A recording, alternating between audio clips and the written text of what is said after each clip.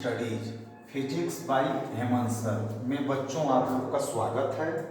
इसमें हम class 12th की फिजिक्स पढ़ेंगे और क्लास 12th का जो पहला चैप्टर मुझे पढ़ना है उसका नाम है इलेक्ट्रोस्टैटिक्स। क्या नाम है? इलेक्ट्रोस्टैटिक्स। इसे हम कहते हैं विद्युत स्थैतिकी। विद्युत स्थैतिकी जो कि पहला आपका लेसन है। तो विद्युत स्थैतिकी का मतलब पहले समझ लिया जाए कि इसका रियल में मतलब क्या होता है। विद्युत मीन्स आप लोग समझेंगे कि आवेश, विद्युत आवेश जिसे हम कहेंगे। स्थैतिक का मतलब होता है स्थिर। स्थैतिक मीन्स होता है स्थिर, यानी कि हमें स्थिर आवेश का अध्ययन करना है। किसका अध्ययन करना है? स्थिर आवेशों के विषय में अध्ययन करना है। तो विद्युत स्थैतिकी का मतलब क्या होता है? भौतिक विज्ञान की वह शाखा जिसमें हम स्थिर आवेशों का अध्ययन करते हैं। क्या मतलब है? फिर से एक बार सुनते हैं। भौतिक विज्ञान की वह शाखा जिसमें हम स्थिर आवेशों का अध्ययन करते हैं विद्युत स्थैतिकी कहलाता है। ठीक, इसका पहला टॉपिक जो मुझे स्टार्ट करना है वो है विद्युत आवेश। विद्युत स्थैतिकी में पहला टॉपिक मुझे क्या इस्तेमाल करना है? विद्युत आवेश, इलेक्ट्रिक चार्ज। विद्युत आवेश का मतलब होता है इलेक्ट्रिक चार्ज। अब इलेक्ट्रिक चार्ज होता क्या है रियल में, ये बात समझते हैं। तो हम लोग इसके विषय में तो क्लास 10th में थोड़ा बहुत तो जानते ही हैं। जैसे आवेश दो प्रकार का होता है, आप ये पढ़े हो। एक धन आवेश होता है और वह एक ऋण आवेश होता है, ये बात आप पहले से जानते हो। एक बात और आप जानते हो कि समान प्रकार का जो आवेश होता है, समान प्रकार का आवेश प्रतिकर्षण करता है, प्रतिकर्षित करता है। ठीक, और विपरीत प्रकार का जो आवेश होता है, विपरीत प्रकार का आवेश आप इसके विषय में भी पढ़े हो। ये क्या करता है? आकर्षित करता है, आकर्षित करता है। जैसे समान प्रकार के आवेश में प्लस आवेश है और ये भी प्लस आवेश है। विपरीत आवेश में एक प्लस देते हैं एक माइनस, तो यहाँ पर क्या हो रहा है? प्रतिकर्षण हो रहा है। और यहाँ पर अगर आप देखोगे तो यहाँ पर आकर्षण हो रहा है, आकर्षण हो रहा है यहाँ पर। तो आवेश की एक खास बात क्या है कि यह इसमें आकर्षण करने का भी गुण होता है और इसमें प्रतिकर्षण करने का भी गुण होता है। तो इसी आवेश के इसी गुण को हम लोग कहते हैं विद्युत आवेश। तो विद्युत आवेश रियल में इसका क्या डिफाइन हम करेंगे कि विद्युत आवेश किसी भी पदार्थ का वह गुण होता है जो आकर्षण या प्रतिकर्षण करता है, आकर्षित या प्रतिकर्षित करता है। किसको? अन्य आवेशित वस्तु को।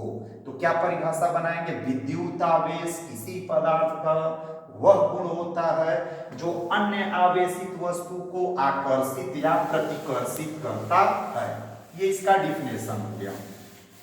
अब इसको हम और एक तरीका और पूछे है डिफाइन करने का, जिसको हम अथवा में पढ़ेंगे कि अगर मेरे पास कोई भी विद्युत आवेश है, ये मान लेते कि मेरी वस्तु है, यह एक आवेशित वस्तु है, तो इसमें देखा गया कि अपने चारों ओर वैद्युत प्रभाव को व्यक्त करता है, मतलब वैद्युत बल रेखाएं ये अपनी चारों तरफ निकालता है। तो इस प्रभाव को हम लोग कहते हैं वैद्युत प्रभाव, जिसको हम आगे फिजिक्स में पढ़ेंगे। तो इसका मतलब ये विद्युत प्रभाव को व्यक्त कर रहा है। और इसके साथ साथ ये देखा गया कि ये चुंबक जैसा भी व्यवहार करता है, मीन्स चुंबकीय प्रभाव को भी व्यक्त करता है। तो विद्युत आवेश को क्या आप कहोगे? विद्युत आवेश का मतलब क्या होता है कि विद्युत आवेश वैद्युत प्रभाव के साथ साथ चुंबकीय प्रभाव को भी व्यक्त करता है।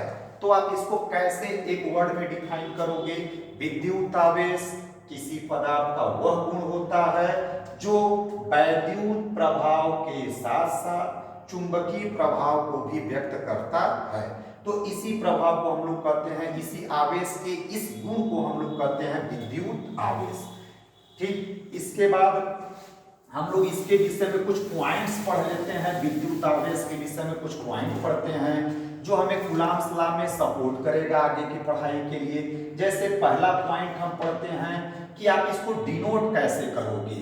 तो डिनोट कैसे करते हैं? स्मॉल क्यू या इसे कैपिटल क्यू से व्यक्त करते हैं। कहीं कहीं स्मॉल क्यू, कहीं कहीं कैपिटल क्यू लिख दिया जाता है।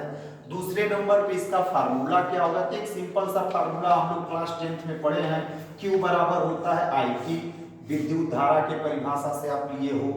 इसके बाद हम तीसरे नंबर पे इसका पढ़ते हैं कि मात्रक क्या होगा, मात्रक। तो मात्रक हम कई सारे सिस्टम है, जैसे में हमारे पास SI सिस्टम होता है, CGS सिस्टम होता है, MKS सिस्टम होता है। तो हम पहला SI सिस्टम में पढ़ेंगे। किस सिस्टम में इसका मात्रक पढ़ेंगे, SI पद्धति में इसका मात्रक। तो हमेशा मात्रक जो होता है वो सूत्र से बनाया जाता है। जैसे इसका सूत्र क्या है, ऊपर Q बराबर क्या है, IT। तो I मीन्स होता है एम्पियर। I का मात्रक अगर आपसे पूछा जाए तो क्या बताओगे, एम्पियर। और T का मात्रक आपसे पूछा जाए तो क्या बताओगे, सेकेंड।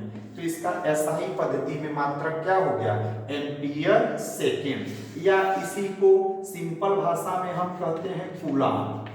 क्या कहते हैं, कूलाम। तब यहां से हमको क्या मिल गया कि विद्युत आवेश को स्मॉल q या कैपिटल Q से व्यक्त करते हैं। Q बराबर क्या होता है, IT होता है।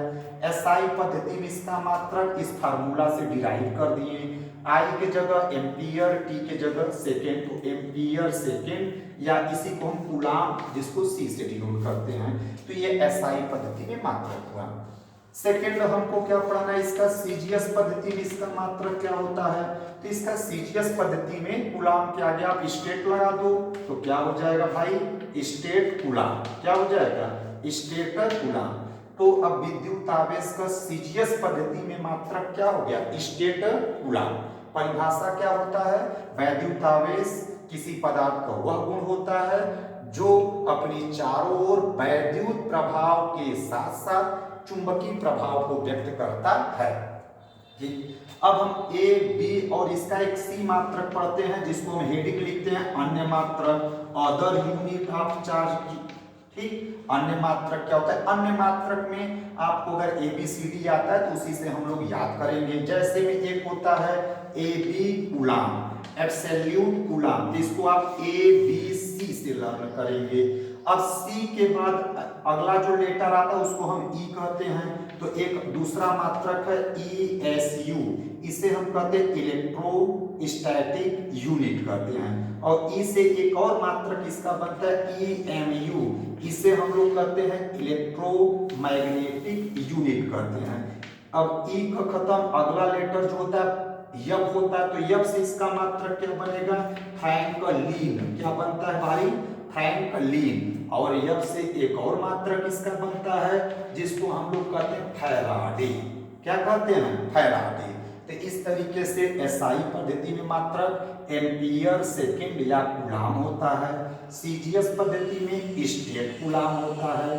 अन्य मात्रक क्या होता है, AB कूलाम, या और क्या होता है ESU होता है इलेक्ट्रोस्टैटिक यूनिट, या EMU भी होता है। और क्या होता है, फ्रैंकलिन होता है। इसके साथ साथ क्या होता है, फैराडे। और इसमें सबसे खास बात है कि जो AB कूलाम होता है ये इस पर हम स्टार लगाते हैं, ESU पे स्टार लगाते हैं, फ्रैंकलिन, ये तीनों एक ही यूनिट होता है। इसमें एक हमें नोट पॉइंट पढ़ना पड़ता है, विद्युत आवेश का एक नोट पॉइंट मेरे पास क्या है भाई, इसको आप लर्न कर लेंगे, कहीं कहीं एग्जाम में पूछा गया है। ठीक, जैसे आवेश का सबसे छोटा मात्रक, ये जो फ्रैंकलिन है ये आवेश का सबसे छोटा मात्रक होता है, ये आप नोट कर लेंगे। फैराडे आवेश का सबसे बड़ा मात्रक होता है, ये नोट कर लेंगे। तो यहाँ पे नोट पॉइंट आपको क्या मिलता है, आप लिख लेंगे, क्या लिखेंगे, फ्रैंकलिन आवेश का सबसे छोटा मात्रक व फैराडे आवेश का सबसे बड़ा मात्रक होता है। अब हमको इन सब का वैल्यू पढ़ना होता है। तो आप मात्रक में SI में आप पढ़े कूलाम पढ़े, CGS में पढ़े स्टेट कूलाम पढ़े, अदर में AB coulomb, EMU, ESU, Franklin और फैराडे। फ्रैंकलिन आवेश का सबसे छोटा मात्रक व फैराडे आवेश का सबसे बड़ा मात्रक होता है। आगे हम इन सब का कुछ डाटा पढ़ते हैं बालक। जैसे एक कूलाम बराबर होता है 3.0 10 के पावर 9 ESU।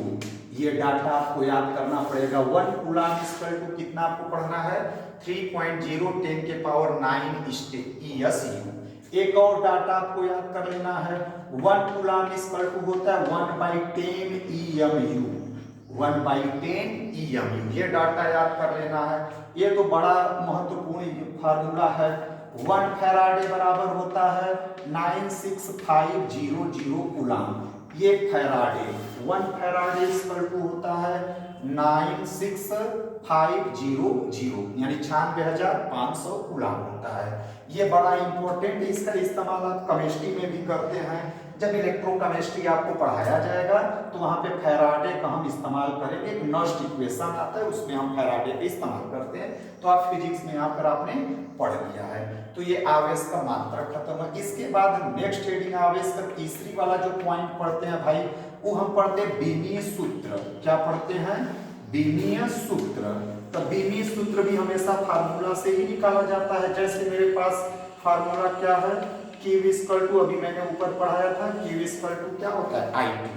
तो I का मतलब बीमीय सूत्र लिखना है तो I मतलब होता है विद्युत धारा। अब विद्युत धारा का बीमीय सूत्र डायमेंशन क्या होता है एम्पियर। विद्युत धारा को किससे दिखाते हैं? एम्पियर से। T का मतलब होता है टाइम, टाइम को किससे दिखाते हैं? T से।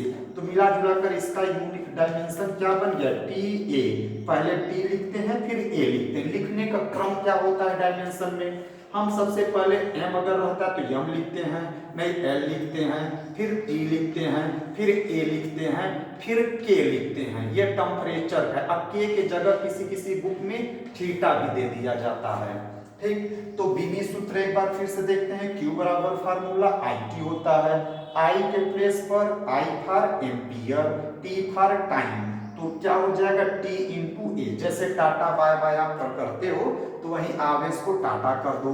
अच्छा, इसको मैंने क्यों AT नहीं लिखा, क्यों TA लिखा है? तो हमारे पास ये डायमेंशन लिखने का क्रम होता है, सीरियल होता है। पहले M लिखते हैं, मॉस, फिर लेंथ लिखते हैं, फिर टाइम लिखते हैं, फिर एम्पियर लिखते हैं। K फॉर होता है केल्विन। केल्विन को K से भी दिखाते हैं या उसको टेम्परेचर का ये डायमेंशन होता है, इसको थीटा से भी दिखाया जाता है। तो ये बीमीय सूत्र आपका खत्म हो गया। इसके बाद हमको पढ़ना है नेक्स्ट हेडिंग, जो हमको पढ़ना है वह आवेश, प्रॉपर्टीज ऑफ द चार्ज पढ़ना है। आवेश का गुण पढ़ना है। क्या पढ़ना है भाई? नेक्स्ट जो टॉपिक पढ़ना है आवेश का गुण। हेडिंग जो हमको पढ़ना है आवेश का गुण।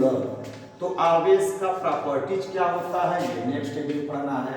प्रॉपर्टीज ऑफ द चार्ज क्या होता है? तो सबसे पहली प्रॉपर्टी जो हम लोगों को पढ़ना है, आप पढ़े होंगे क्लास 10th में कि समान प्रकार के आवेश क्या करते हैं? तो समान प्रकार के जो आवेश होते हैं वे प्रतिकर्षित करते हैं, एक दूसरे को अपने से दूर भगाते हैं। जैसे ये कौन सा आवेशित वस्तु है? प्लस, और ये भी कौन सी आवेशित वस्तु है? प्लस। तो इन दोनों में मार झगड़ा होगा और जो एक दूसरे को अपने से दूर भगाने लगते हैं। तो समान प्रकार के आवेशों में प्रतिकर्षण होता है। जैसे नेता नेता का विरोध करता है, हर एक कोचिंग वाले दूसरे कोचिंग वालों का विरोध करते हैं। तो ये लाइक प्रॉपर्टी वाले जितने भी लाइक होते हैं अक्सर उनमें हमको प्रतिकर्षण ही देखने को मिलता है। ठीक, दूसरी क्या है? दूसरी इसकी ये प्रॉपर्टी हो गई। दूसरा है विपरीत प्रकार के आवेश। जो विपरीत आवेश होते हैं इनमें आकर्षण देखने को मिलता है।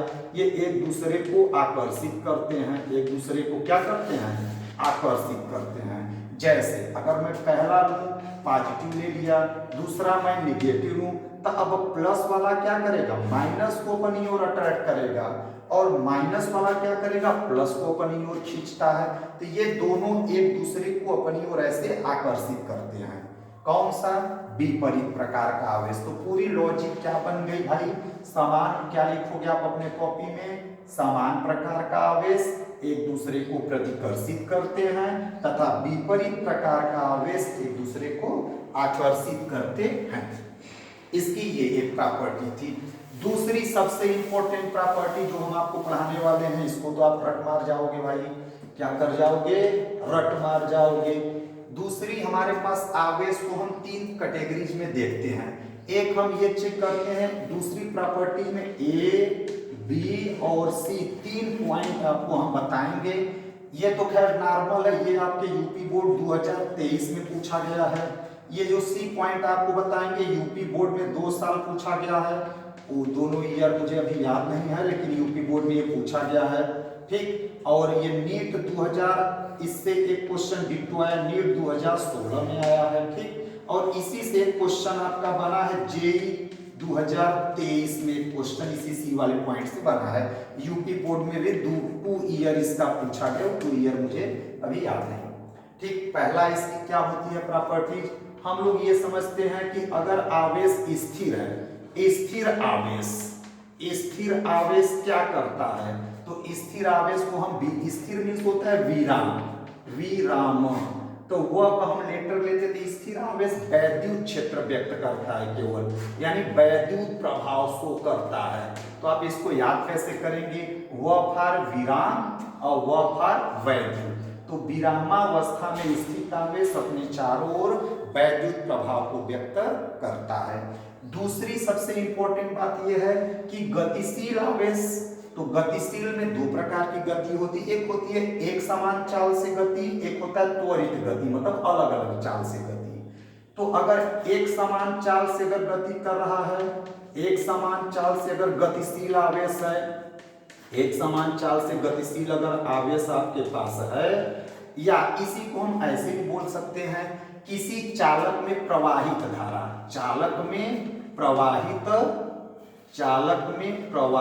धारा, यानी एक समान चाल से अगर आवेश गति कर रहा हो या किसी भी चालक में धारा का प्रवाह हो रहा हो, तो यह अपने चारों ओर, अब देखो पहले तो वैद्युत प्रभाव था, अब दूसरे नंबर पर कहा गया है कि एक समान चाल, एक समान चाल में एक चीज और ऐड हो गया है, च से चाल और च से चुंबकीय प्रभाव, यानी वैद्युत प्रभाव तो हमको देखने को मिलेगा ही, लेकिन चालक में अगर प्रवाहित धारा है या एक समान चाल है, तब हम च वाला वर्ड इसमें इस्तेमाल करेंगे, कौन सा प्रभाव, चुंबकीय प्रभाव, यानी वैद्युत प्रभाव के साथ साथ चुंबकीय प्रभाव भी व्यक्त करेगा। मीन्स स्थिर आवेश वैद्युत प्रभाव व्यक्त करता है, एक समान चाल से गतिशील आवेश या किसी चालक में प्रवाहित धारा वैद्युत क्षेत्र के साथ साथ चुंबकीय क्षेत्र या वैद्युत प्रभाव के साथ साथ चुंबकीय प्रभाव व्यक्त करता है, ठीक। ये 2023 में यूपी बोर्ड में पूछा गया था, उसमें ये वाला क्वेश्चन था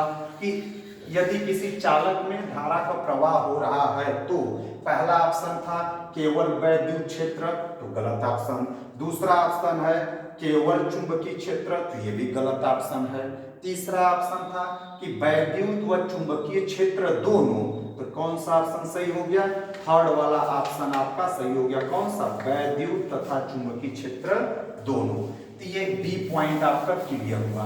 अब हम सी वाला जो पॉइंट मेरे पास है, इसमें नीट में भी क्वेश्चन आए हैं, अभी मैंने मेंशन किया था 2016 में, और इसी पर क्वेश्चन जेई 2023 में या यूपी बोर्ड में भी 2 साल पूछा गया, जैसे 2017 या 18 के आसपास पूछा गया। बुक में देखोगे, क्वेश्चन बैंक में देखोगे तो आपको दिख जाएगा। दूसरा आवेश, पहले स्थिर आवेश, फिर एक समान चाल से गतिशील आवेश, अब है त्वरित आवेश। तो अगर आवेश त्वरित गति कर रहा है, त्वरित आवेश, तो त्वरित आवेश क्या उत्पन्न करता है, तो हम पहले से जान चुके हैं, वैद्युत क्षेत्र, वैद्युत प्रभाव, चुंबकीय प्रभाव, ये दोनों तो ऑलरेडी अब जान चुके हैं, वैद्युत प्रभाव और चुंबकीय प्रभाव। और त्वरित में एक और चीज आता है, त्वरित मतलब ऊर्जा, यानी कि विद्युत चुंबकीय तरंग के रूप में ऊर्जा का भी उत्सर्जन करता है। कौन सा आवेश, त्वरित आवेश, यानी विद्युत चुंबकीय तरंग के रूप में किसका उत्सर्जन करता है, ऊर्जा को भी रेडिएट करता है। आप ये क्लास 11 की केमिस्ट्री, एटॉमिक स्ट्रक्चर की केमिस्ट्री में आपको देखने को मिला है, क्या देखने को मिला है, आप जब किसी परमाणु को बाहर से आप क्या कर देते थे, ऊर्जा दे देते थे, तो उसका इलेक्ट्रॉन अपनी निम्न कक्षा को छोड़कर उच्च कक्षा में जाता था, फिर वापस 10 के पावर -8 सेकेंड तक वहां ठहरता है, फिर वापस रिटर्न बैक आने लगता है। जब वह बैक आता है तब वह विद्युत चुंबकीय तरंग के रूप में ऊर्जा को उत्सर्जन करता है, जिससे कई प्रकार के स्पेक्ट्रम मिलते थे। तो आप उन स्पेक्ट्रम में आप पढ़े होंगे लाइमन श्रेणी, बामर श्रेणी, पास्टन श्रेणी, ब्रैकेट श्रेणी, फुंड श्रेणी, तो ये यही से निकल कर आया है, ठीक। तो अब हम फिर से लाइन पर अपने आते हैं भाई, कि त्वरित आवेश क्या क्या पैदा करता है, विद्युत प्रभाव, चुंबकीय प्रभाव और विद्युत चुंबकीय तरंग के रूप में ऊर्जा का भी उत्सर्जन करता है। इसके विषय में हम स्पेशली क्लास मतलब फिजिक्स के पहले पार्ट के लास्ट वाले चैप्टर में हमारे पास एक चैप्टर है विद्युत चुंबकीय तरंग, वहां पर हम पढ़ेंगे। तो ये आवेश की सबसे खास बात थी, फिर से एक बार रिवाइज कर लेते हैं हम। स्थिर आवेश क्या व्यक्त करता है, वैद्युत प्रभाव। गतिशील एक समान चाल से गतिशील आवेश चौपर चाल, तो वैद्युत प्रभाव के साथ साथ चुंबकीय प्रभाव व्यक्त करता है। और अगर त्वरित आवेश है तो विद्युत चुंबकीय तरंग के रूप में ऊर्जा का उत्सर्जन भी करता है। अब नीट में क्या क्वेश्चन पूछा गया या आपके यूपी बोर्ड में क्या क्वेश्चन पूछा गया है, क्वेश्चन इस पर यही आया था कि विद्युत चुंबकीय तरंगे उत्पन्न होती हैं। क्या क्वेश्चन था भाई, विद्युत चुंबकीय तरंगे उत्पन्न होती हैं, विद्युत चुंबकीय तरंगे उत्पन्न होती हैं, जिसमें से पहला ऑप्शन था स्थिर आवेश द्वारा, स्थिर आवेश द्वारा, ये पहला ऑप्शन दिया था। दूसरा आपको ऑप्शन दिया था एक समान चाल से, एक समान चाल से गतिशील आवेश, ये दूसरा ऑप्शन था। तीसरा ऑप्शन था त्वरित, तीसरा ऑप्शन इसमें दिया था आवेशहीन कण, आवेशहीन कण मतलब आवेश ही नहीं है इसके पास। चौथा ऑप्शन आपका था त्वरित आवेश, चौथा ऑप्शन क्या था, त्वरित आवेश। तो कौन सा ऑप्शन सही है, विद्युत चुंबकीय तरंगे उत्पन्न होती हैं, किसके थ्रू उत्पन्न होती हैं, तो आंसर कौन सा सही है, त्वरित आवेश द्वारा। किसके द्वारा सही है, त्वरित आवेश द्वारा। अब आप लेकिन आप इसे आंसर में कैसे लिखते हैं, तो जो भी ऑब्जेक्टिव का खास बात होता है कि जो आंसर आपका रहता है आप उसे लिख लेते हैं। जैसे चौथा ऑप्शन से चौथा लिखें, फिर उसका आप आंसर भी लिखते हैं। तो ये कौन सा आंसर है आपका, त्वरित आवेश। तो इस तरीके से ये वाला ऑप्शन आपका सही हो गया। ठीक, तो ये हम दो प्रॉपर्टी जिसका पढ़ ली। आगे हमको पढ़ना है भाई अगली इसकी जो प्रॉपर्टी हमको पढ़ना है कि आवेश, तीसरी जो प्रॉपर्टी पढ़ना है कि यह एक अदिश राशि होती है। कैसी राशि होती है, अदिश राशि। आवेश कैसी राशि होती है, अदिश राशि होती है। अदिश सदिश आप पढ़े होंगे, इसे अदिश में इसको डाला जाता है, यह एक अदिश राशि होती है। तीसरी इसकी चौथी जो आपको प्रॉपर्टी इसका पढ़ना है कि आवेशों का योगात्मक पढ़ना है। ये एनसीईआरटी का है, इसको आप स्पेशली तैयार करेंगे एनसीईआरटी। तो आवेशों का योगात्मक पढ़ना है, योगात्मक। तो अब आवेशों का योगात्मक क्या होता है इसको हम आगे के लेक्चर में बताएंगे। पांचवी इसकी प्रॉपर्टी आपको पढ़ना है आवेश संरक्षित। कुल आवेश किसी भी निकाय पर जो कुल आवेश होता है, कुल आवेश संरक्षी होता है। कुल आवेश क्या होता है भाई, संरक्षी होता है, संरक्षी। तो कुल आवेश संरक्षी होता है, ये आपको प्रॉपर्टी पढ़ना है। ये भी एनसीईआरटी का है। तो एनसीईआरटी में क्वेश्चंस आपसे पूछे गए हैं कि कुल आवेश क्या होता है, तो किसी उदासीन परमाणु या आइसोलेटेड परमाणु पर कुल आवेश क्या होता है, संरक्षी होता है। इसका भी मतलब हम इन फ्यूचर पढ़ेंगे। अगली जो हमको इसकी प्रॉपर्टी पढ़ना है आवेशों का क्वांटीकरण, ये भी हमें पढ़ाया जाएगा, आपको टेंशन नहीं लेना है। आवेशों का क्वांटीकरण, क्वांटीकरण ये भी एनसीईआरटी का, ये तीन एनसीईआरटी के लैंग्वेज है, इसे आप स्पेशली तैयार करेंगे। आवेश कैसी राशि होती है, अदिश राशि होती है। आवेशों का क्या हमको पढ़ना है, योगात्मक पढ़ना है। कुल आवेश क्या रहता है, संरक्षी होता है। फिर आवेशों का क्वांटीकरण पढ़ना है। ये तीन प्रॉपर्टी आगे हम मेंशन करेंगे। इसके बाद एक चीज और इसमें आपको देखा गया है, जो हम सातवीं प्रॉपर्टी इसका देखते हैं भाई, क्या होता है कि ऐसा देखा गया कि अगर कोई भी वस्तु गतिशील अवस्था में है, कोई वस्तु अगर गतिशील अवस्था में है तो उसका जो वेग होता है वो बदलता है, वेग बदलता है। किस फार्मूले से बदलता है? अगर कोई वस्तु गति कर रहा है तो उसका वेग लगातार गति के साथ साथ वेग में परिवर्तन आता है। ऐसा आपको फार्मूला दिया गया होगा, अगर याद होगा तो ठीक ठीक, नहीं तो ये फार्मूला होता है m बराबर m0 1 माइनस v स्क्वायर बटे c स्क्वायर। इस फार्मूला से हम क्लियर होते हैं कि अगर वस्तु का वेग, अगर लगातार वेग बदल रहा है तो वस्तु का द्रव्यमान में परिवर्तन होता है। मीन्स अगर कोई वस्तु रेस्ट में है, विरामावस्था में है, तो उसका द्रव्यमान कुछ और होगा। अगर मोशन में है तो उसका द्रव्यमान कुछ और होगा, यानी रेस्ट वाला द्रव्यमान मोशन वाले द्रव्यमान के बराबर नहीं होता है। ये द्रव्यमान से रिलेटेड एक बात था, हमने आपको बता दिया। क्या होता है कि अगर कोई वस्तु गतिशील अवस्था में है तो उसका द्रव्यमान, लॉजिक है कि उसका द्रव्यमान बदलता रहता है।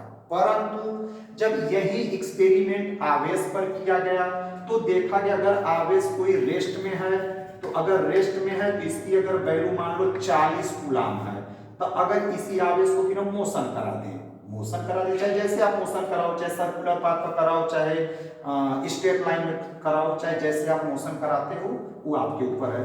अगर ये मोशन करना स्टार्ट कर देता है तो भी इसकी वैल्यू 40 कूलाम ही पाया जाता है। मीन्स कि गतिशील अवस्था में हो चाहे विरामावस्था में हो, आवेश के मान में कोई फर्क नहीं आता है, परंतु द्रव्यमान में फर्क आता था। इसका मतलब है कि यहाँ से हम ये पाए इसी पर आवेश के इस प्रॉपर्टी को हम कहते हैं invariant nature of the charge. ये इनवेरिएंट नेचर का होता है, मतलब इसका जो मान होता है यह गति पर निर्भर बिल्कुल नहीं करता है। यानी कि हम लिख सकते हैं कि रेस्ट के टाइम जो वैल्यू होगा, रेस्ट के टाइम आवेश का मैग्नीट्यूड मतलब मान, मोशन के समय इसका मान, दोनों आपस में इक्वल होता है। तो ये आवेश की एक और प्रॉपर्टी है। एक और इसकी प्रॉपर्टी तो हम लोग क्या क्या पढ़ लिए, यह एक अदिश राशि होती है। आवेशों का योगात्मक हमें पढ़ना है। कुल आवेश संरक्षी होता है, ये भी हम आगे पढ़ेंगे क्या मतलब होता है। आवेशों का क्वांटीकरण हमको पढ़ना है कि आवेश क्वांटीकृत होते हैं, इसका भी मतलब पढ़ना है। और दूसरी सबसे खास बात क्या है कि आवेश विरामावस्था में आवेश का जो मान होता है वही गतिशील अवस्था में भी होता है, परंतु द्रव्यमान में ये कथन सही नहीं है। एक और इसकी हमें आपको प्रॉपर्टी बता देना है भाई। एक और इसकी प्रॉपर्टी क्या होती है, इसको हम समझ लेते हैं कि अगर मैं ये कहूं कि ये कोई एक वस्तु है और मैं कहूं ये वस्तु आवेशित है, मतलब इसके पास आवेश है, तो अगर ये वस्तु आवेशित है तो निश्चित रूप से ये हम तर्क लगा लेंगे कि इसके पास द्रव्यमान है। अगर कोई भी वस्तु आवेशित है तो हम ये तर्क लगा लेंगे कि इसके पास द्रव्यमान है, क्योंकि अगर आवेशित है तो आवेश का मतलब क्या होता है, इलेक्ट्रॉन या तो क्या होता है प्रोटॉन। तो इलेक्ट्रॉन एक प्रकार का कण है, प्रोटॉन भी एक प्रकार का क्या है, कण है। ठीक, इसका मतलब कण है तो कण के पास क्या होगा, द्रव्यमान होगा। तो लॉजिक क्या है कि अगर किसी वस्तु के पास आवेश है तो द्रव्यमान श्योर होगा, लेकिन इसका उल्टा बात सही नहीं है। यानी कि अगर किसी वस्तु के पास द्रव्यमान है तो आवेश हो भी सकता है और नहीं भी हो सकता है। जैसे मैं कहूं न्यूट्रॉन एक कण है, इसके पास द्रव्यमान है परंतु आवेश का मान क्या है, 0 है। इसका मतलब इसके पास द्रव्यमान है, आवेश नहीं है। तो क्या आप लोग अपने नोट्स में लिखेंगे, यदि किसी वस्तु के पास आवेश है तो द्रव्यमान 100% है कि उसके पास द्रव्यमान होगा। परंतु अगर हम ये कहें कि इसके पास द्रव्यमान है तो हम ये तर्क लगाएंगे कि आवेश हो भी सकता है और नहीं भी। जैसे इसका एग्जाम्पल क्या मेरे पास है, न्यूट्रॉन। इसका एग्जाम्पल मेरे पास क्या है, न्यूट्रॉन। न्यूट्रॉन के पास द्रव्यमान होता है, कुछ न कुछ द्रव्यमान होता है, पढ़े भी होंगे। और लेकिन इसके पास आवेश का मान क्या होता है, 0। क्यों, क्योंकि यह एक उदासीन कण होता है। तो इस तरीके से मेरा ये टॉपिक आवेश खत्म हुआ। अब हम लोग पढ़ते हैं आवेश के प्रकार। एक और हेडिंग इसमें पढ़ लेते हैं, ये आवेश की हेडिंग क्लियर हो रही है धीरे धीरे। आवेश के प्रकार। तो आवेश के प्रकार क्या होता है ये समझते हैं। आवेश हमारे पास स्पेशली होते तो हैं 3 प्रकार का, लेकिन मुझे पढ़ना होता है मात्र 2 ही प्रकार। कौन कौन सा होता है, एक होता है जिसको हम धन आवेश कहते हैं, जिसको जैसे प्रोटॉन, एक होता है धन आवेश में क्या आता है, प्रोटॉन आता है। एक होता है ऋण आवेश, जैसे में एक इसको हम लोग कहते हैं न्यूट्रॉन, क्या कहते हैं, ऋण आवेशित में इलेक्ट्रॉन होता है। तो आवेश दो प्रकार का होता है, एक होता है धन आवेशी जैसे प्रोटॉन, एक होता है, अब प्रोटॉन को किससे दिखाते हैं इलेक्ट्रोस्टैटिक्स में, प्लस ई से। दूसरा होता है ऋण आवेश, जैसे में क्या होता है इलेक्ट्रॉन, इलेक्ट्रॉन को कैसे दिखाते हैं, माइनस ई से। एक जो तीसरा हम लोग चर्चा करते हैं वह होता है न्यूट्रॉन। तीसरा क्या होता है, इसको हम उदासीन आवेश कहते हैं। तीसरे वाले को क्या कहते हैं, उदासीन आवेश, जैसे में इसको हम लोग कहते हैं न्यूट्रॉन। न्यूट्रॉन को स्मॉल n से दिखाते हैं, इसके पास वैल्यू जो इसकी होती है शून्य होती है। तो आवेश कई प्रकार के होते हैं बालकों, 3 प्रकार का। कौन कौन सा, धन आवेश जैसे प्रोटॉन, ऋण आवेश जैसे इलेक्ट्रॉन, और एक क्या होता है उदासीन आवेश, जैसे में क्या होता है न्यूट्रॉन। अब मैटर ये फंस गया कि हमें इन सब का वैल्यू पढ़ना है कि प्रोटॉन का वैल्यू कितना होता है और इलेक्ट्रॉन का वैल्यू कितना होता है और न्यूट्रॉन का वैल्यू कितना होता है। तो प्रोटॉन पर आवेश का मान कितना होता है ये हमको पढ़ना है, इलेक्ट्रॉन पर आवेश का मान क्या होता है ये हमें पढ़ना है। तो स्मॉल ए पॉइंट हम आते हैं थोड़ा सा साइड में, इलेक्ट्रॉन। अब हमको पढ़ना होता है इलेक्ट्रॉन पर आवेश, इलेक्ट्रॉन पर जो आवेश होता है उसको हम माइनस ई से डिनोट करते हैं। इसकी जो वैल्यू होती है, होने को तो बहुत कुछ होती है, लेकिन इसकी अप्रोक्सीमेट वैल्यू जो होती है, जो हमको न्यूमेरिकली यूज करना होता है, वैसे तो 4 डिजिट तक हम आगे ले सकते हैं, लेकिन आपको जो यूज करना है बस वही हम लिख रहे हैं। 1.6 × 10 के पावर -90 कूलम, ठीक। और जो प्रोटॉन पर आवेश होता है, प्रोटॉन कभी कभी देखो ये माइनस को यहाँ उठा के रख दिया जाता है, ठीक। तो ये प्रोटॉन पर जो आवेश होता है इसको हम प्लस ई से डिनोट करते हैं। इसकी जो वैल्यू होती है 1.6 × 10 के पावर -90 कूलम। तो एक मजे की बात क्या है कि इलेक्ट्रॉन पर जो आवेश होता है, इलेक्ट्रॉन पर आवेश का मान और प्रोटॉन पर आवेश का मान दोनों एक दूसरे के बराबर होते हैं। परिमाण में तो बराबर होते हैं, मैग्नीट्यूड में बराबर होते हैं, लेकिन इनका जो नेचर होता है, मींस प्रकृति होता है, वह अपोजिट होता है। इलेक्ट्रॉन माइनस होता है, प्रोटॉन पॉजिटिव होता है। कैसे आप याद करेंगे, कभी अगर आपको कंफ्यूजन होता है तो P for proton, P for positive, P से प्रोटॉन, P से पॉजिटिव आप याद कर लेंगे। इलेक्ट्रॉन, इलेक्ट्रॉन मतलब निगेटिव, नाम से क्लियर होता है, प्रोटॉन पॉजिटिव, इलेक्ट्रॉन निगेटिव। एक जो थर्ड वाला होता है जिसको हम न्यूट्रॉन कहते हैं, क्या कहते हैं भाई, न्यूट्रॉन। तो न्यूट्रॉन पर जो आवेश का मान होता है उसको हम 0 कूलम से दिखाते हैं, किससे, 0 कूलम से डिनोट करते हैं। ये इन सब की वैल्यू हो गई है। तो आज आप लोगों ने क्या पढ़ा है, आवेश का परिभाषा। तो विद्युत आवेश क्या होता है, किसी पदार्थ का वह गुण होता है जो अपनी चारों ओर वैद्युत प्रभाव के साथ साथ चुंबकीय प्रभाव व्यक्त करता है, ठीक। या कितने, इसे दिखाते किससे हैं, स्मॉल क्यू और कैपिटल क्यू से दिखाते हैं। ये होता कितने प्रकार का है, तो चाहे 2 प्रकार बोल दो चाहे 3 प्रकार, तो हम मोस्टली 2 प्रकार पर बात करते हैं, या 2 प्रकार का होता है। कौन कौन सा, एक धन आवेशित होता है और एक ऋण आवेशित होता है। धन आवेशित जैसे प्रोटॉन होता है, ऋण आवेशित जैसे इलेक्ट्रॉन होता है। प्रोटॉन पर आवेश का मान ये होता है, इलेक्ट्रॉन पर आवेश का मान ये होता है, और तीसरा न्यूट्रॉन पर आवेश का मान ये होता है। इसकी प्रॉपर्टी में हम आते हैं, तो पहली इसकी सबसे खास प्रॉपर्टी क्या है, इसकी जब प्रॉपर्टी पढ़ते हैं तो ये हमने पढ़ा है कि समान प्रकार के आवेश एक दूसरे को प्रतिकर्षित करते हैं, विपरीत प्रकार के आवेश एक दूसरे को आकर्षित करते हैं, एक प्रॉपर्टी है। दूसरी प्रॉपर्टी बहुत इंपॉर्टेंट है, ए, बी और सी, स्थिर आवेश केवल वैद्युत प्रभाव व्यक्त करता है, एक समान चाल से गतिशील आवेश वैद्युत के साथ साथ चुंबकीय प्रभाव भी व्यक्त करता है। त्वरित आवेश विद्युत प्रभाव, चुंबकीय प्रभाव के साथ साथ विद्युत चुंबकीय तरंग के रूप में ऊर्जा का भी उत्सर्जन करता है, जो कि ये बी वाला जो क्वेश्चन है 2023 में पूछा गया था कि किसी चालक में प्रवाहित धारा उत्पन्न करता है, तो कौन सा ऑप्शन सही था? विद्युत प्रभाव के साथ साथ चुंबकीय प्रभाव। नीट में ये पूछा गया है 2016 के एग्जाम में ना, विद्युत चुंबकीय तरंगे उत्पन्न होती हैं, तो किसके कारण उत्पन्न होती हैं? त्वरित आवेश के द्वारा। जेई में भी इसी टाइप का 2023 में क्वेश्चन पूछा गया, उसका भी आंसर क्या था?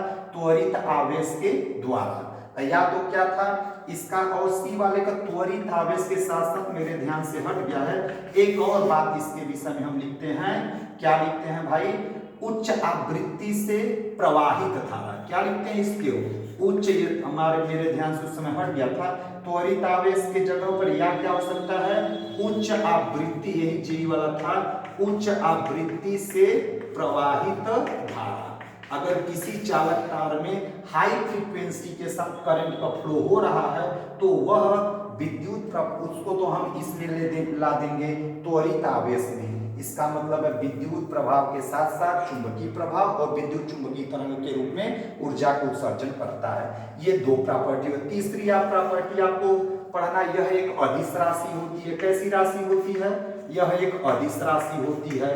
और आपको क्या पढ़ना था कि अगर कोई आवेश रेस्ट में है तो उसकी जो भी मैग्नीट्यूड होगा, मोशन करेगा तो भी वही मैग्नीट्यूड होगा, यानी आवेश का मान गति पर निर्भर नहीं करता है, जैसा कि द्रव्यमान गति पर निर्भर करता है। आगे क्या पढ़ना था? अगली प्रॉपर्टी आपको क्या पढ़ना था इसकी? अगर किसी वस्तु के पास आवेश है तो द्रव्यमान होगा, आवेश है तो द्रव्यमान होगा, परंतु द्रव्यमान है तो आवेश हो भी सकता है और नहीं भी हो सकता है। और इसकी आपको 3 एनसीईआरटी का प्रॉपर्टीज आपको पढ़ना है। एक को हम लोग कहते हैं आवेश योगात्मक नेचर का होता है, दूसरा आवेश संरक्षी होता है, तीसरा हम लोग क्या पढ़े हैं कि आवेश क्वांटीकृत होता है। अब हम आते हैं कि आवेश के योगात्मक पढ़ेंगे, इसको हम कहते हैं additive property of the charge. आवेश के योगात्मक, ये एनसीईआरटी किसलिए, इसको हम अलग से इसके लिए हमको पढ़ना पड़ेगा। आवेशों का योगात्मक, क्या पढ़ना है भाई? आवेशों का योगात्मक। आवेशों का योगात्मक क्या होता है? जैसे अगर आपसे कोई पूछा, एक बोरी आप लिए हो, ये बोरी है और इसमें आपने कुछ किलोग्राम चावल रखे हो, फिर आप आटा रखे हो, फिर आप दाल रखे हो, तब अगर मैं आपसे कोई पूछेगा कि इस बोरी का द्रव्यमान, टोटल द्रव्यमान क्या है, तो आप क्या जवाब दोगे?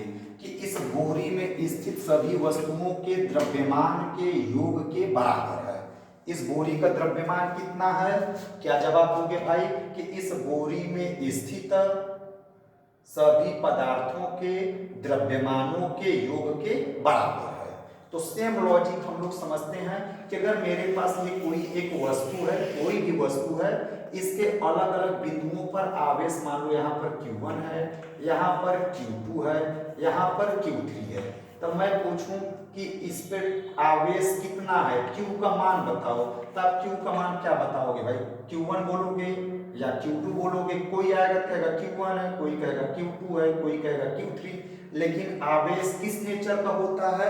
योगात्मक नेचर का होता है। तो योगात्मक नेचर का मतलब क्या है? कि सबको क्या करके बताना है? जोड़ कर बताना है। तो आप आवेश मीन्स किसी भी वस्तु पर अगर मैं चर्चा करूंगा कि आवेश क्या है, तो आप उसको जोड़कर ही बताएंगे इन फ्यूचर में। इसका इस्तेमाल हम गॉस थ्योरम आगे पढ़ेंगे तो वहां इलेक्ट्रिक फ्लक्स निकालने के लिए इस्तेमाल करेंगे। इसलिए आपको वो ध्यान से समझना पड़ेगा कि आवेश का योगात्मक क्या होता है। तो किसी भी वस्तु पर जो आवेश है, उस वस्तु के देखो अलग अलग बिंदु है कि नहीं, अलग अलग बिंदुओं पर स्थित आवेशों के योग के बराबर होता है। क्या डिफिनेशन बनाओगे आप लोग? किसी भी वस्तु पर जो स्थित आवेश है, किसी भी वस्तु पर स्थित आवेश, उस वस्तु के भिन्न भिन्न बिंदुओं पर स्थित आवेशों के योग के बराबर होता है। मीन्स अगर इस वस्तु पर मैं आवेश पूछूंगा तो कहोगे सर इसको जोड़ दो। कौन कौन सा आवेश है? अलग अलग बिंदुओं पर स्थित आवेशों के योग के बराबर होता है। तो इस पर अगर मैं आवेश की वैल्यू पूछूंगा तो आप इंडिविजुअल किसी का वैल्यू नहीं बताएंगे, सारे आवेश को जोड़कर बताएंगे। इसी वजह से हम लोग कहते हैं आवेश का योगात्मक। इन द सेंस आपको आवेश शब्द का मतलब होता है कि जिस वस्तु पर आवेश आपसे पूछा जाएगा उस वस्तु के टोटल आवेश को जोड़कर ही आपको बताना है। जैसे एक और फिर से एक बार इसका डिफिनेशन मैं क्लियर करता हूं।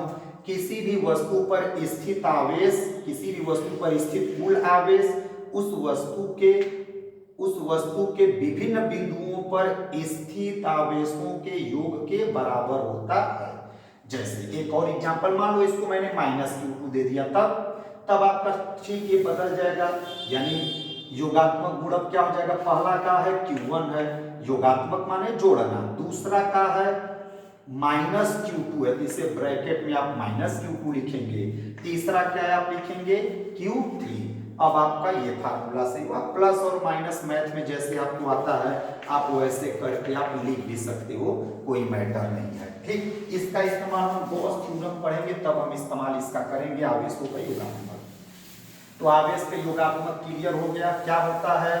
किसी वस्तु पर स्थित कुल आवेश उस वस्तु के विभिन्न बिंदुओं पर स्थित आवेशों के योग के बराबर होता है, यानी Q बराबर Q1 plus Q2 plus Q3 and so on. जितने भी आवेश रहेंगे सबको जोड़ के आपको बताना है। दूसरा हमको बालक पढ़ना है, दूसरी इसका एक खास बात क्या पढ़ना है? आवेश का क्वांटीकरण। क्वांटीकरण, आवेशों का क्वांटीकरण, ये बहुत मोस्ट इंपॉर्टेंट ये हेडिंग है, आवेशों का क्वांटीकरण। क्या पढ़ना है? आवेशों का क्वांटीकरण। क्वांटीकरण, क्वांटीकरण। अच्छा, इसको पढ़ने से पहले मैं एक बात और बता देता हूं। अगर मैं कभी भी आवेश का चर्चा करूं, आवेश का अगर मैं चर्चा कर रहा हूं तो आप दो ही आवेश समझोगे, या तो आप इलेक्ट्रॉन समझोगे या तो आप प्रोटॉन समझोगे। मतलब मैं इलेक्ट्रॉन और प्रोटॉन का ही चर्चा कर रहा हूं, ठीक। और उसमें भी आप प्रोटॉन को इग्नोर मारोगे। अगर मैं आवेश की चर्चा कर रहा हूं तो केवल इलेक्ट्रॉन की चर्चा कर रहा हूं। किसका? इलेक्ट्रॉन। यानी कि जो भी अगर मैं बोलूं कि मैं आवेश किसी, मान लो मैं कह रहा हूं कि मैं इस वस्तु को आवेश दे रहा हूं, इसका मतलब मैं इस वस्तु को इलेक्ट्रॉन दे रहा हूं। अगर मैं कहूं इस वस्तु से मैं इलेक्ट्रॉन मतलब आवेश निकाल रहा हूं, इसका मतलब इससे मैं इलेक्ट्रॉन निकाल रहा हूं। यानी जो भी काम करता है वो आवेश करता है। जैसे मैंने ये एक सर्किट मैंने तैयार किया, ये बैटरी लगा दिया, ये मान लेते हैं रेजिस्टेंस है, कंडक्टर का कोई भी रेजिस्टेंस है। तो अगर मैं कहूं इसमें धारा का प्रवाह हो रहा है, मींस आवेश का प्रवाह हो रहा है। धारा का प्रवाह हो रहा है मतलब आवेश का प्रवाह हो रहा है, क्योंकि I बराबर फार्मूला होता है Q/T। आवेश प्रवाह की समय दर को हम विद्युत धारा कहते हैं। अगर मैं कहूं इसमें धारा का प्रवाह हो रहा है, इसका मतलब है आवेश का प्रवाह हो रहा है। आवेश में किसका प्रवाह हो रहा है? इलेक्ट्रॉन का प्रवाह हो रहा है, न कि प्रोटॉन का। अब आपके दिमाग में क्वेश्चन आएगा कि प्रोटॉन का प्रवाह क्यों नहीं हो रहा है? लॉजिक तो ये है क्योंकि जब आप केमिस्ट्री में पढ़ते हो तो आप प्रोटॉन कहाँ रहता है? बीच नाभिक में रहता है, और इलेक्ट्रॉन क्या करता है? अपनी अपनी कक्षाओं में बाहर क्या करता रहता है? चक्कर लगाता रहता है। अब किस प्रकार से चक्कर लगाता है आप केमिस्ट्री में पढ़े होंगे, इस पर हम ज्यादा विचार नहीं करेंगे। और आपको पता है कि वृत्ताकार पथ पर चक्कर लगाता है, लेकिन ये भी सही नहीं है कि वृत्ताकार, तो हम मान लेते हैं कि वृत्ताकार पथ पर चक्कर लगाता है, परंतु ये किस तरंग जैसा, वृत्ताकार पथ पर तरंग जैसा इलेक्ट्रॉन मोशन करता है। खैर इस बात को इग्नोर मानते हैं। तो अब प्रोटॉन एकदम नाभिक में बीच में होता है, तो प्रोटॉन को निकालना, किसी भी परमाणु से प्रोटॉन को निकालना बहुत मुश्किल का काम होता है। प्रोटॉन से हम कोई छेड़खानी नहीं करते हैं। जब भी छेड़खानी मुझे करना है तो किसके साथ करेंगे? इलेक्ट्रॉन के साथ करेंगे। जो भी छेड़खानी करना है वो किसके साथ करना है? इलेक्ट्रॉन के साथ। मीन्स अगर मैं किसी वस्तु से आवेश ले रहा हूं तो मतलब इलेक्ट्रॉन ले रहा हूं, आवेश दे रहा हूं तो मतलब इलेक्ट्रॉन दे रहा हूं। तो यहां पर हम आते हैं कि अगर किसी वस्तु से इलेक्ट्रॉन लिया जा रहा है या इलेक्ट्रॉन दिया जा रहा है, आवेश का मतलब होता है इलेक्ट्रॉन का लेना चाहे इलेक्ट्रॉन का देना, ठीक। अब क्वांटीकरण का मतलब क्या है? क्वांटीकरण का मीन्स होता है कि आवेश मीन्स किसकी चर्चा चल रही है? इलेक्ट्रॉन की। आवेश मीन्स किसकी चर्चा चल रही है? इलेक्ट्रॉन की।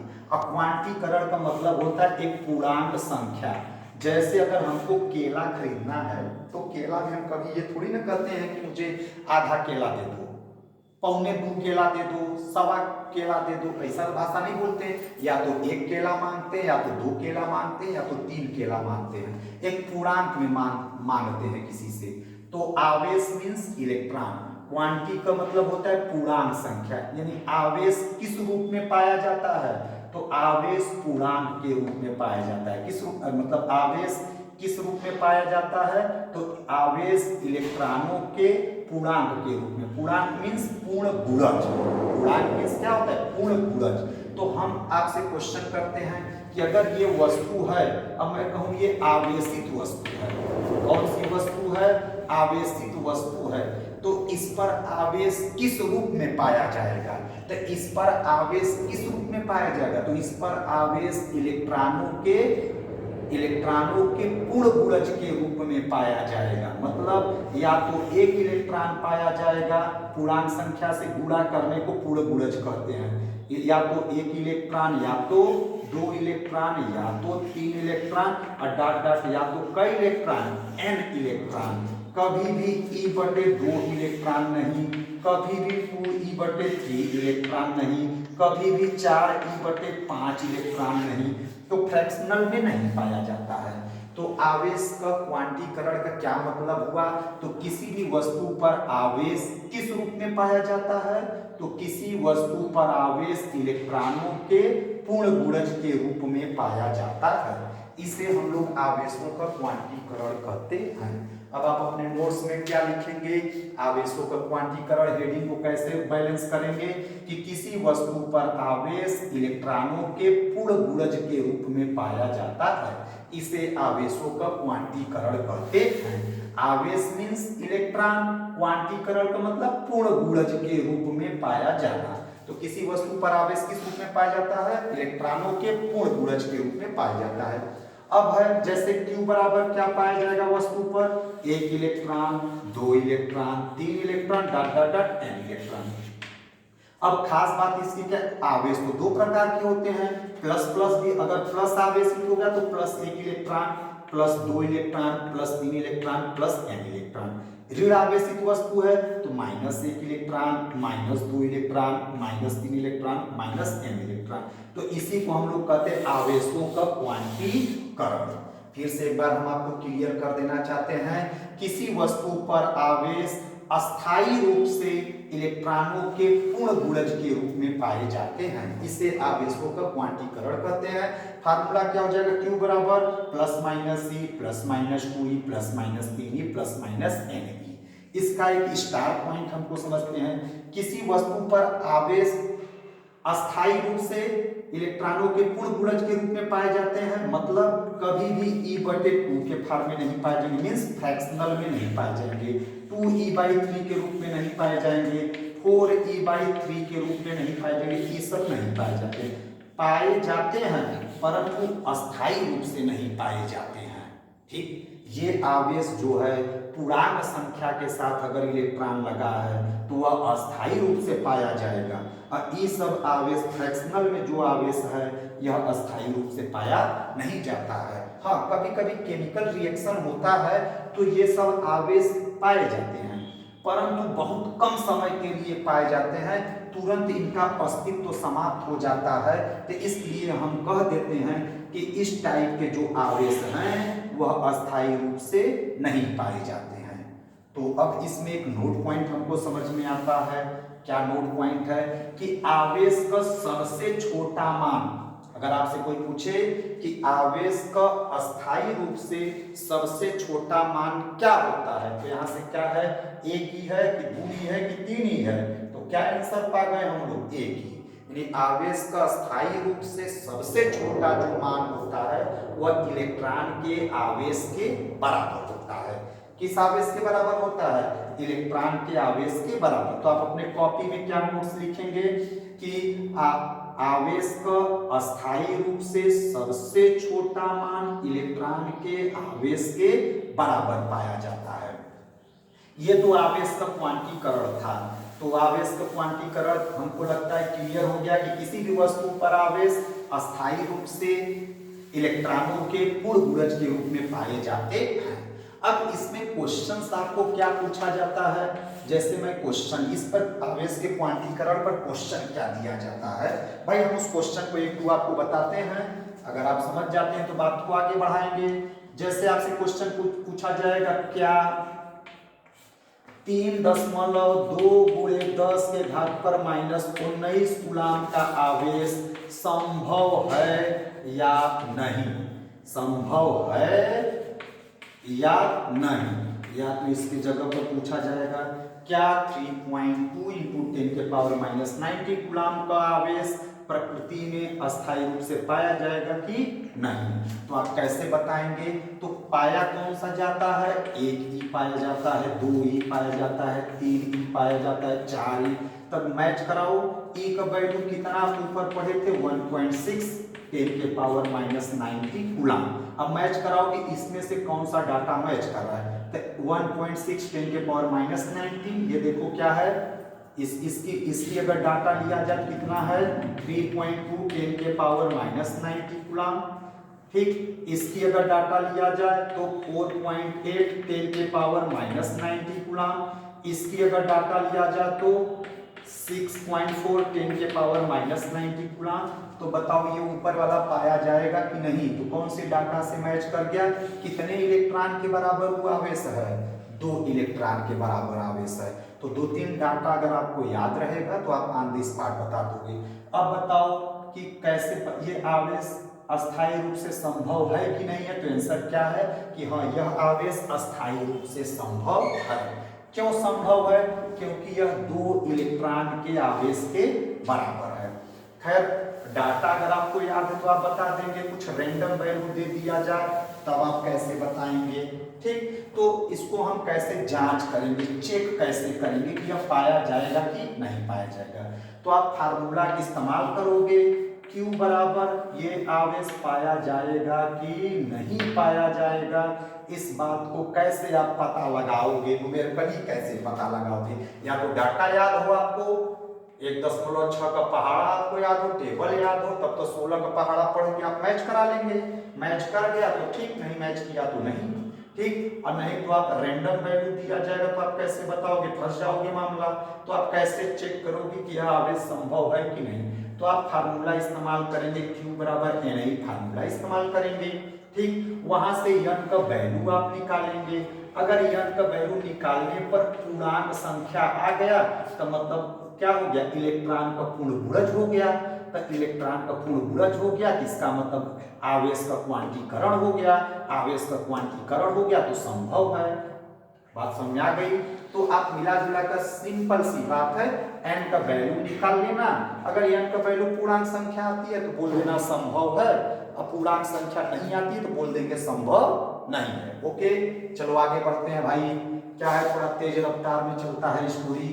ठीक, तो यहाँ पर आप रख लो, ये आवेश का वैल्यू कितना दिया, 3.2 × 10⁻90। ठीक, बराबर है E का वैल्यू कितना होता है, 1.6 10⁻90 कूलाम।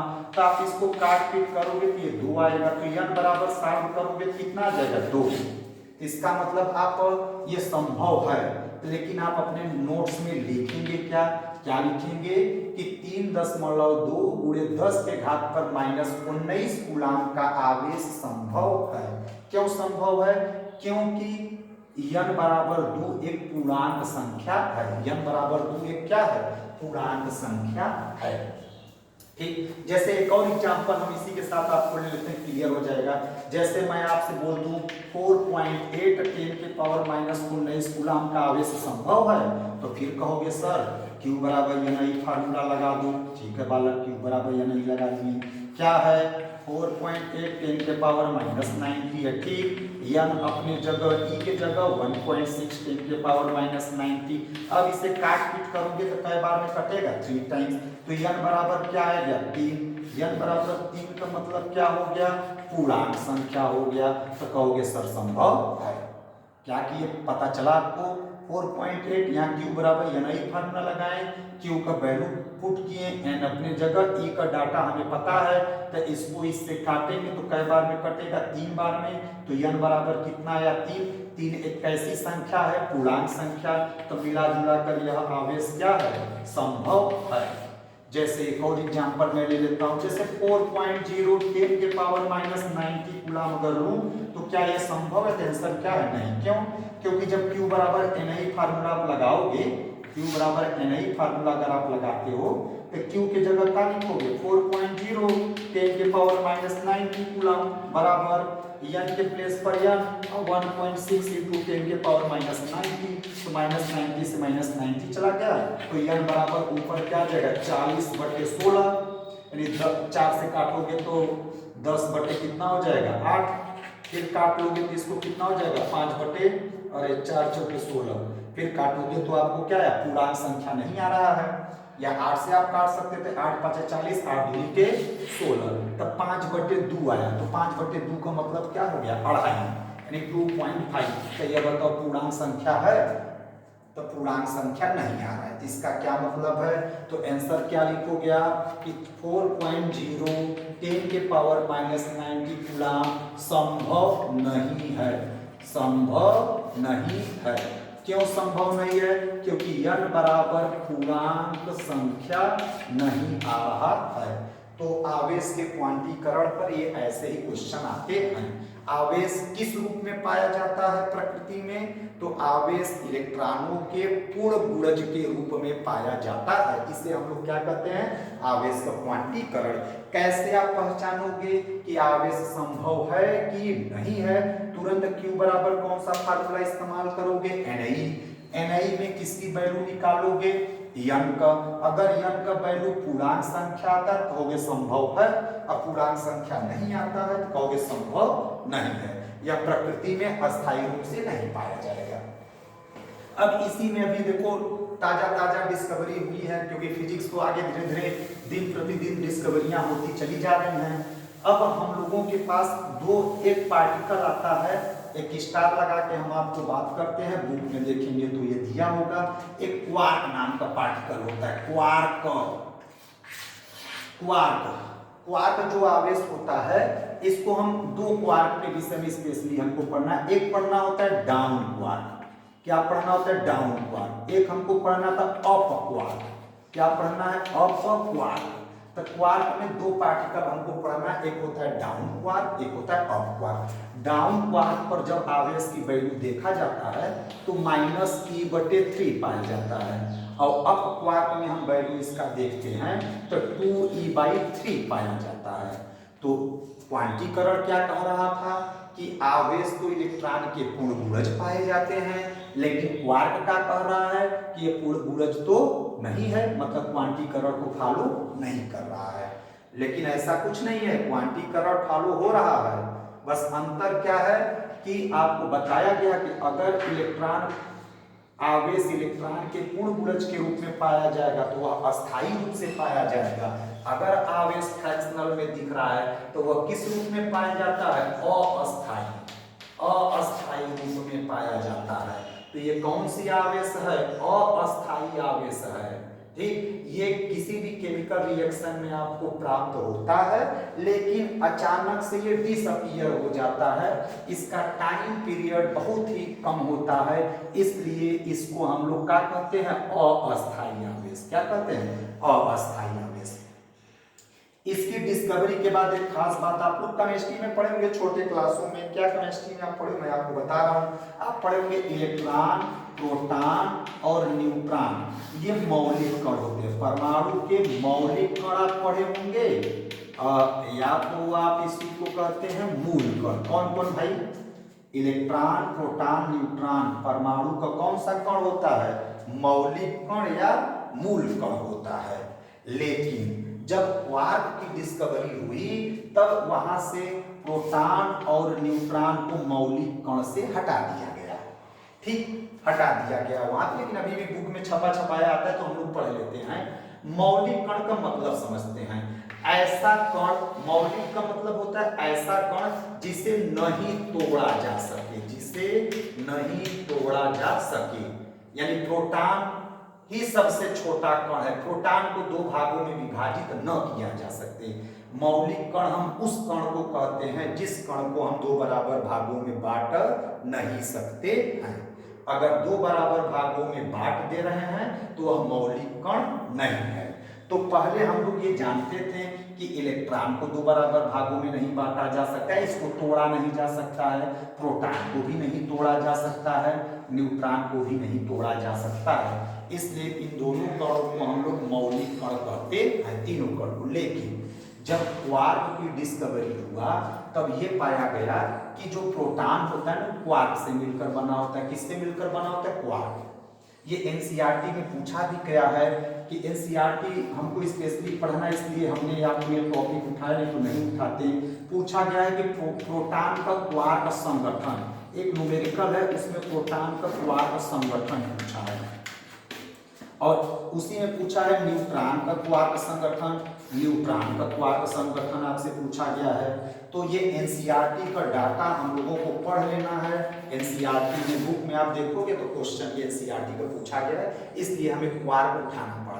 तो क्वार्क में कौन कौन सा होता है? एक प्रकार का आवेशित कण होता है, ये दो प्रकार, ये होता है 6 प्रकार का, लेकिन हमें स्पेशली फिलहाल पढ़ना क्या है? 2 प्रकार। कौन कौन सा? एक डाउन क्वार्क होता है, एक अप क्वार्क होता है। डाउन क्वार्क पर आवेश का मान कितना होता है? -e/3, और अप क्वार्क पर आवेश का मान कितना होता है बालकों? +2e/3। कितना होता है? +2e/3। ठीक। अब देखो प्रोटॉन कैसे बना। प्रोटॉन पर टोटल आवेश कितना होता है? प्लस है। तो आपको कुछ ऐसा कमाल कर देना, इन दोनों को कुछ ऐसा कमाल करना है कि आंसर +e आ जाए।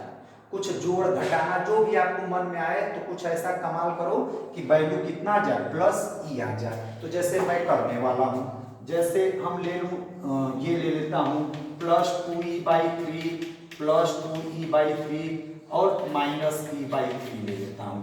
तो अगर ये तीनों हम पार्टिकल ले लें तो आप हल करोगे तो इसकी जो डाटा आएगी वो कितना आ जाएगी? +e/3। कितना आएगी? +e/3। यानी प्रोटॉन किससे मिलकर बना है? क्वार्क से। यानी प्रोटॉन को किसमें तोड़ा जा सकता है? क्वार्क में। यानी प्रोटॉन को हम तोड़ दे रहे हैं, तो इसलिए यह मौलिक कण नहीं है। तो प्रोटॉन का क्वार्क संगठन क्या होगा? +2e/3, +2e/3 और -e/3। इसको लिखेंगे कैसे? अब हल करोगे, जोड़ो, तीनों को जोड़ोगे तो +e आ जाएगा। अब इसको लिखेंगे कैसा? +2e/3 को कहते हैं अप क्वार्क, +2e/3 को क्या कहते हैं? अप क्वार्क, और इसको क्या कहते हैं? Down quark. तो प्रोटॉन का क्वार्क संगठन क्या बना? UUD। क्या बना है?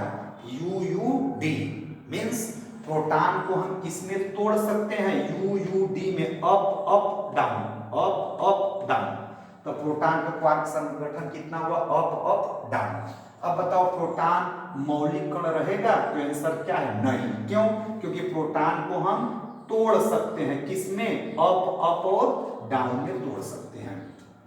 न्यूट्रॉन पर आवेश का वैल्यू क्या होता है? 0। तो आपको कुछ ऐसा करना है कि न्यूट्रॉन का वैल्यू क्या हो जाए? 0। इन दोनों को ऐसी व्यवस्था सेट करना है कि वैल्यू आ जाए 0। तो कैसे वैल्यू 0 आ जाएगा भाई? आप इसको देखो। तो हम एक के वैल्यू +2e/3 ले लें, ठीक, और एक के वैल्यू -e/3 ले लें, एक वैल्यू और -e/3 ले लें। तो अब इन तीनों को अगर आप जोड़ते हो तो आंसर 0 पाओगे कि नहीं? इन तीनों को जोड़ने पर हमारा आंसर क्या आ जाएगा? 0। तब इसको क्या लिखोगे? ये प्लस है तो कौन सा क्वार्क है? अप क्वार्क मतलब U। माइनस है तो कौन सा क्वार्क है? डाउन क्वार्क है V। माइनस है तो कौन सा क्वार्क है? डाउन। तो इसका क्या डेफिनेशन बन गया? UDD। क्या बन गया? UDD। तो अब मिला जुला कर आपको एनसीईआरटी के क्वेश्चंस का आंसर क्या था आपको याद करना। ये एम्स 2016 के एग्जाम में पूछा गया है कि प्रोटॉन का क्वार्क संगठन क्या होता है। तो आंसर क्या है? +2e/3, +2e/3 -e/3 means UUD। और न्यूट्रॉन का क्वार्क संगठन क्या होता है? तो क्या पढ़ोगे? +2e/3 -e/3 -e/3 means UDD। ये आपका एम्स के एग्जाम में 2016 में ये पूछा गया है, इसलिए हमको बताना पड़ा कि प्रोटॉन का क्वार्क संगठन UUD, न्यूट्रॉन का क्वार्क संगठन UDD। तो अब मिला जुलाकर हम जो पहले पढ़ते थे कि इलेक्ट्रॉन, प्रोटॉन, न्यूट्रॉन परमाणु का मौलिक कण है, तो अब केवल कौन सा मौलिक कण रह गया? इलेक्ट्रॉन। अब मैं अगर आपसे क्वेश्चन पूछूं कि परमाणु का मौलिक कण क्या होता है, तो आप आंसर क्या बताएंगे? इलेक्ट्रॉन, न कि प्रोटॉन और न्यूट्रॉन। अच्छा, पूछ दूं कि इलेक्ट्रॉन क्यों मौलिक कण है? क्योंकि इलेक्ट्रॉन को तोड़ा नहीं जा सकता है। प्रोटॉन और न्यूट्रॉन क्यों मौलिक कण नहीं है? क्योंकि इसको तोड़ा जा सकता है। किसमें तोड़ सकते हो? तो यहाँ पर है। किसमें तोड़ सकते हो? प्रोटॉन को UUD में, और न्यूट्रॉन को किसमें? UDD। थोड़ा